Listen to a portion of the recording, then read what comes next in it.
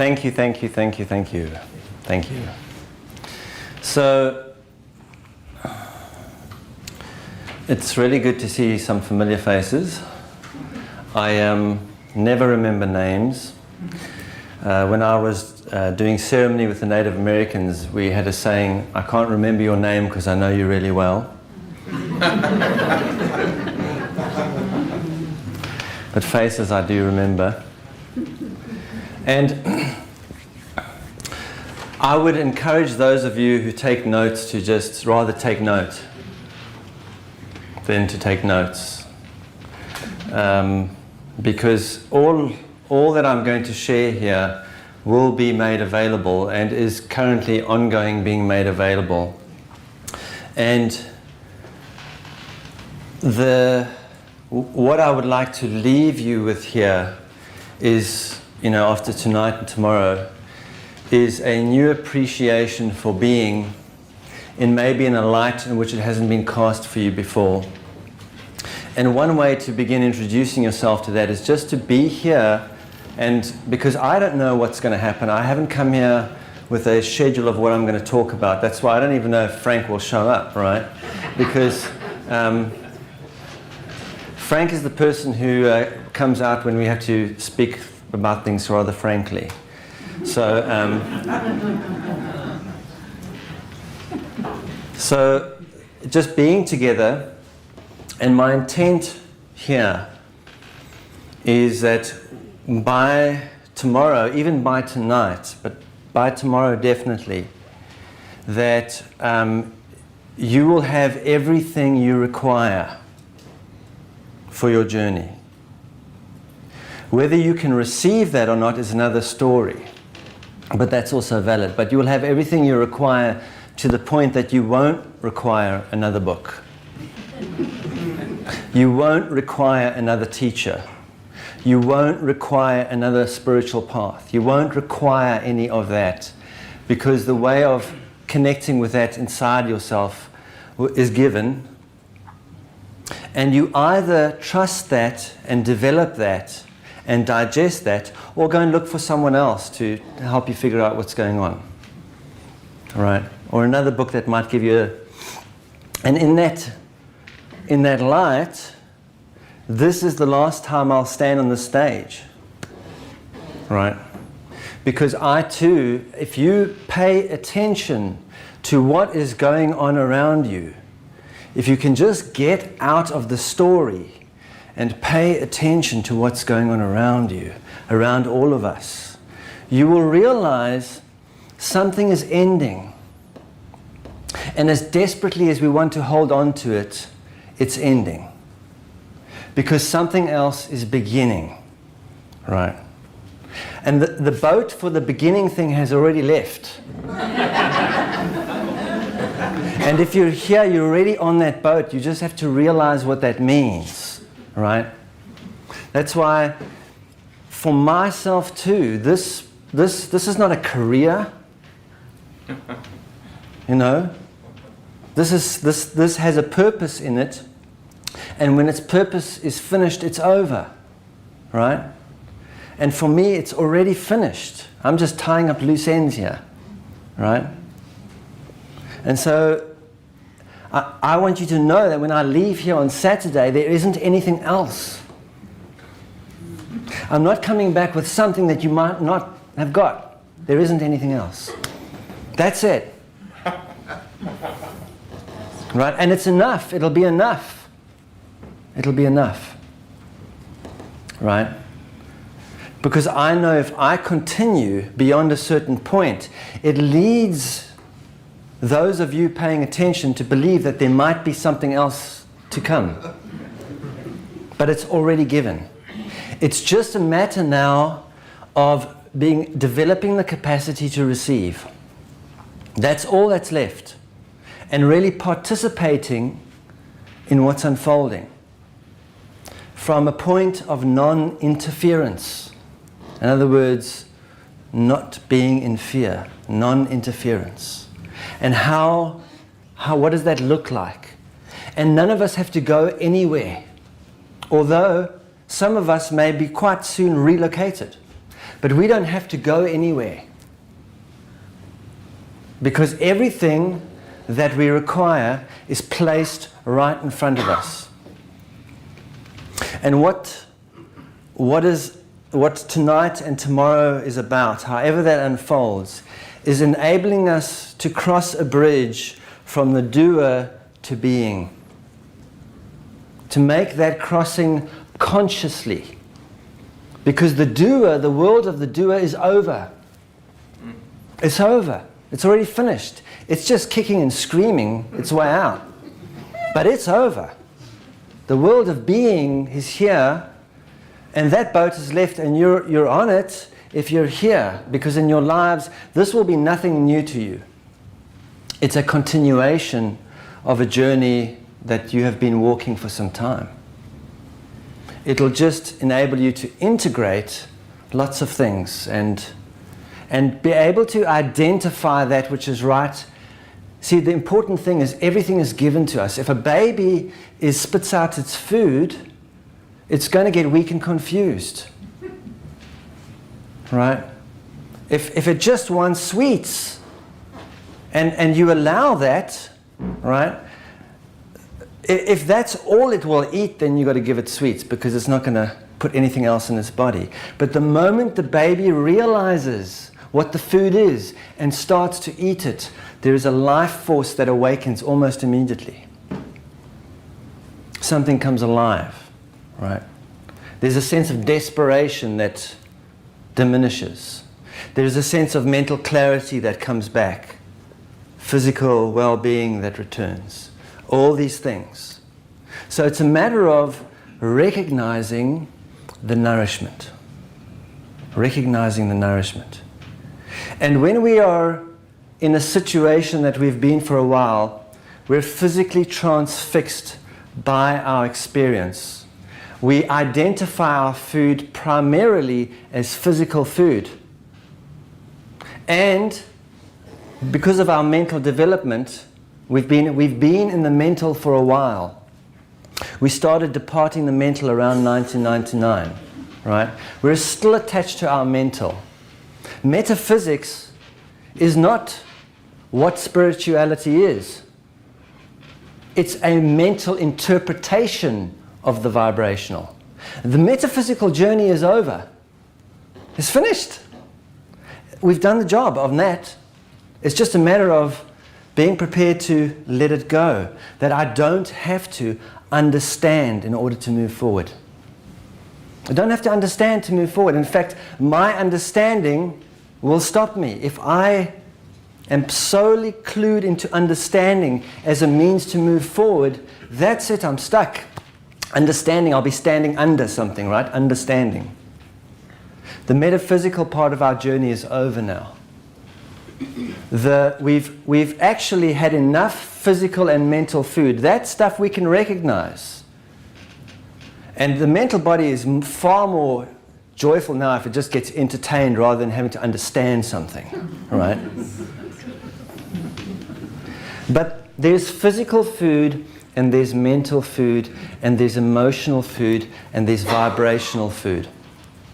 These are all our food sources. And if we are not getting the emotional and vibrational food, if we cannot even recognize it, then we're going to the mental and physical for that sustenance. And it makes us feel full of anxiety and frustration and desperation, right? And then there's a part of us that doesn't get any nutrition.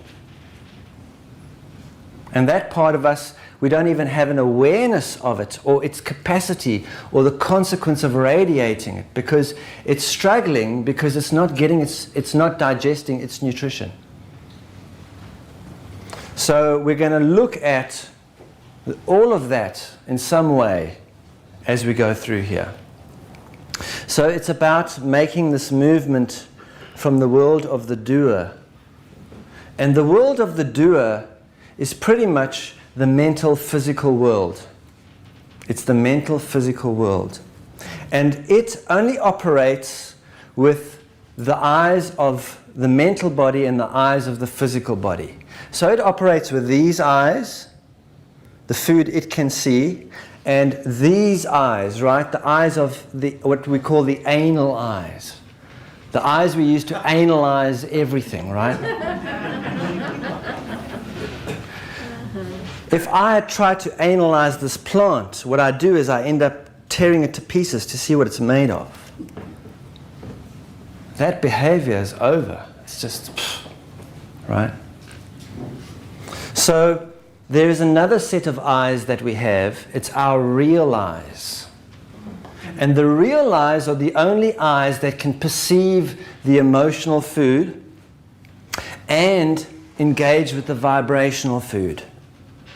And so here, as we go on our journey, however it turns out here, we're going to open the real eyes to some extent.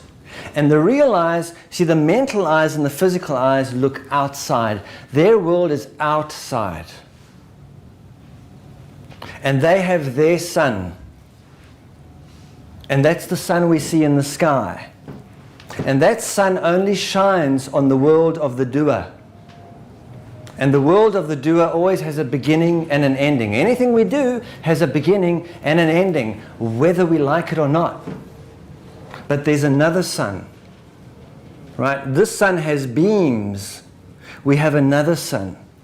And we can think of that as the vibrational sun, inside. And to perceive that requires insight, not outside, insight. And that sun, just like this sun, shines upon our experience in such a way that it sustains our physical vehicle. It shines upon that which feeds us. So the food that we grow, all the life comes from that sun to sustain this physical vehicle. And much of the activities we have designed to give ourselves mental nourishment, it also comes out of this sun. But there's another sun, and it doesn't have beams, it has beings, sun beings. And that sun shines, it has a different caliber of nutrition. It shines on that which has no beginning and ending. And if that nutrition isn't digested, that aspect of our being that has no beginning and ending remains completely unaware of us. And when the world of the doer reaches a climactic seizure, we get panicky because we have no point of reference for anything else outside of it, right? And the thing is, the world of the doer is manufactured out of suffering, out of discomfort, out of fear, anger, and grief. And those emotional signatures have manifest structures that we believe are absolutely necessary for our survival.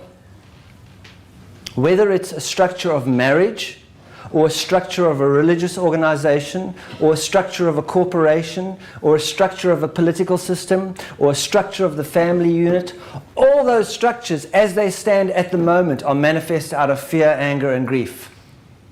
And as we go in and digest the emotional food and integrate the causal points of those discomforts, the first step is integration, disintegration. Right? So all the structures we made out of fear, anger, and grief, because whatever is the causal point is the outcome. Whatever is the causal point is the outcome. If my causal point is fear, the outcome will be fear. If I go into Africa to help the children with AIDS because I'm afraid of what's going on, I'm only going to spread fear there. And we can see that by our peacekeeping organizations, right? Our peacekeeping organizations watch what happens when our world peacekeeping organizations go into a country. That country never gets back up on its feet. Because the intent of going in, good intentions, but actually a lot of us have been helping out of a sense of helplessness. So when I take my fear, anger, and grief to another and try and clean the mirror instead of look at the reflection, the way we've been living is cleaning the mirror to get rid of the pimples. We all live that way. It's okay. It's okay. That's the world of the doer. We move the radio around the room to try and change stations. It's natural. Everyone's doing it, so it's seen as perfectly sane. Right? It's seen as perfectly sane. But that reality, it's already over. It's just going through a point of closure. Right? And if we identify solely with that reality, it's going to be very scary. But if we realize being, if we realize cross the bridge, it's a point of celebration. It's a point of celebration. Because it's all served its purpose. It's all been deliberate. And the word deliberate contains the word liberate. Right? It's just very important to identify where we are in the journey now and to participate as fully as possible so that we don't go through the experience unconsciously. It's an interesting situation. If you've ever been to a hypnosis show, you know, where you have a entertaining hypnotist, and the hypnotist will say, okay, you come up and you come up, right? And you stand there. So I'm going to hypnotize you, and we're going to have some fun here. And everyone goes, great, right? And he goes, okay, sleep, right? And he says, now, he is a jar of cookies, and you want cookies. Right? She is a pot of tea, and you want tea. Go. And it's really funny. It's really funny what happens. But the real funny thing is, even if you walked up to those hypnotized individuals and said to them, she isn't a jar of cookies. He'd go, no, it's a jar of cookies. I want a cookie. Come here, right? No, it's not a pot of tea. No, it's tea, and I need a cup of tea right now, right? It doesn't matter what you say. I'll go, no, it's a jar of cookies. It's a jar of cookies, right? And also what's really strange about that experience is while they're engaged in this altered state, which is what it is, hypnotized altered state, believing, pasting an illusion over something, they do not remember that just 5 minutes before they were sitting in the seats and had a whole life. It doesn't exist while this is going on.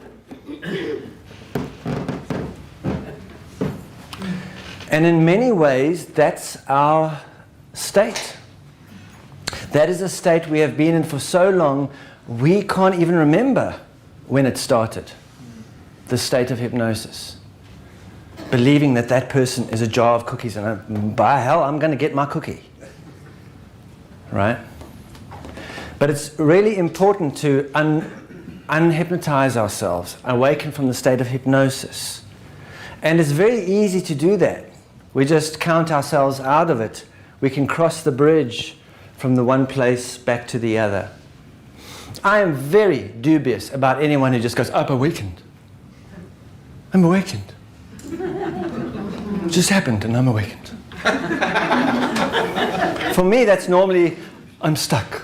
I'm in a state of denial. I've completely suppressed my experience so that I feel nothing, and that's so peaceful to me now. Right? Because it is an organic unfolding. No plant goes from a seed to being a bearer of fruit, to having fruit. It'll kill the plant.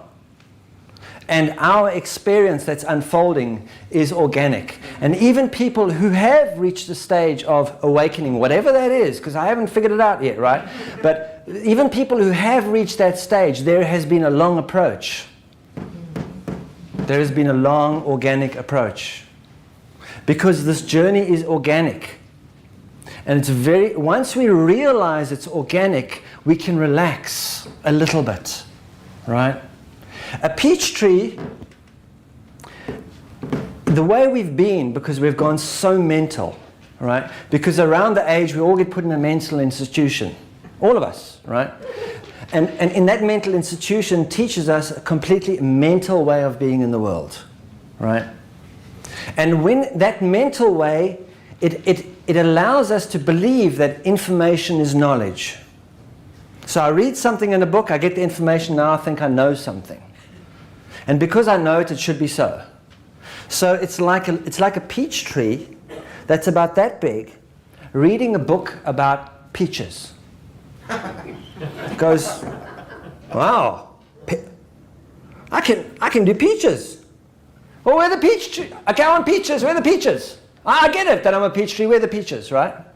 I want the peaches now, right? Why can't I have the peaches now? But what the peach tree doesn't realize, because it'll only realize it through its own experience, is that first it needs to grow really deep roots and a strong trunk. Because I don't know if any of you have ever picked fruit, but it's a couple of tons of fruit of one tree. And if the wind blows, that tonnage has got to be held up off the earth, and that trunk can't snap and the tree can't be pulled out the ground. So there's a lot of development before the peaches can be even contained and sustained, right? And then the branches have to develop. All the branches, all the branching out, that's our mental development, right? And then the leaves. The leaves we have to have enough leaves to take in enough light. And then something really weird starts to happen, right? We start to flower. And for us, flowering is the feeling process. But the problem is, the moment we start to flower, we go like, I need to speak to someone about this. Maybe there's medication I can take to stop this.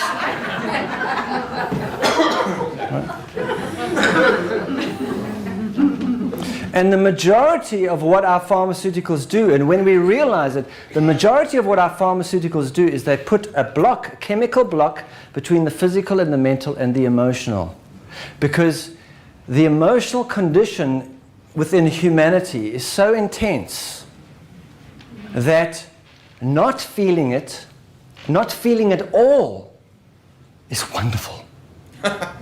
If I don't have any feeling at all, that's great, right? And we have that in our language. Have a nice day. Nice? What the hell does nice mean? How are you feeling? Fine. What the hell does fine mean? What it really means is, if someone says to you, have a nice day, what they're saying is, have a day in which you don't feel anything. How are you feeling? Nothing. Fine. Because, I don't want to feel anything. Especially nothing that I've never felt before. I don't want to feel anything new. If it's unfamiliar to me, Because the mental body, anything that's unfamiliar is wrong, dangerous, something that shouldn't be happening, right? The mental body is addicted to familiarity, right? So the peach tree has to develop all these branches and these leaves, and then the flowering happens. And the flowering process for us began a while back. We've all been flowering. We've just been trying to deal with it, right? And we read the book that says you just got to be. Just be, right? So we begin like, how do I be? Be in silence. Oh, it's the silence. I'll just... Everyone shut up! Right? Stillness. Can be like that, right? You think it's about the stillness or the silence. It's got nothing to do with either. Right? And so, because when the flower happens, what happens after the flower is opened? The bee comes along. It only comes when the flower is open. It comes automatically. The peach tree doesn't go, bees, I want so many bees over this way, so many.